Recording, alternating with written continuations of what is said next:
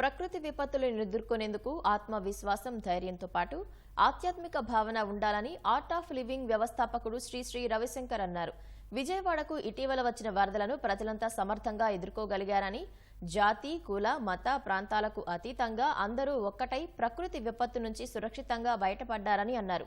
ముఖ్యమంత్రి చంద్రబాబు వరదల సమయంలో రేయింబవళ్లు పాలనా యంత్రాంగాన్ని ప్రజలకు అందుబాటులో ఉంచారంటూ ప్రశంసించారు. విజయవాడ కృష్ణానదీ తీరాన బబ్బూరి గార్డెన్స్ మైదానంలో మహాసత్సంగం నిర్వహించారు. విజయవాడ చాలా మంచి ప్రదేశమని, ఈ ప్రాంతానికి చేరువగానే రాష్ట్ర రాజధానిని ప్రకటించడం ద్వారా సమగ్ర అభివృద్ధికి సీఎం చొరవ చూపుతున్నారని అన్నారు.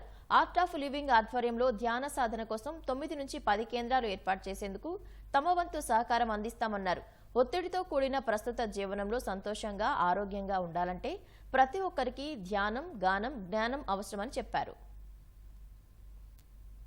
కులాలు ఒకటి అనే విషయం దానికి మేమందరూ కలిసి పని చేసామా లేదా కదా. అండ్ ఆల్సో పర్యావరణం, మన ప్రకృతి సంరక్షణ చేయాలి. మనమందరూ చాలా అవసరం.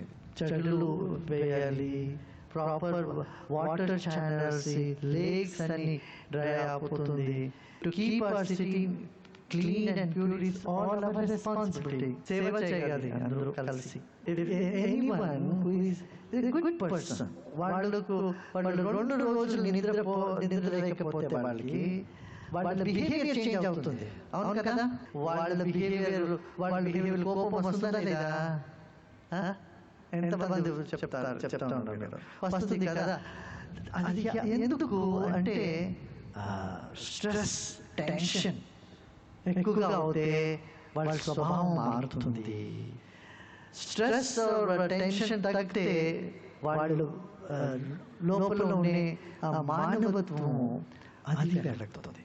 జ్ఞానము, ధ్యానము, గానము, ఇది 3 జీవితంలో పెట్టుకోవాలి.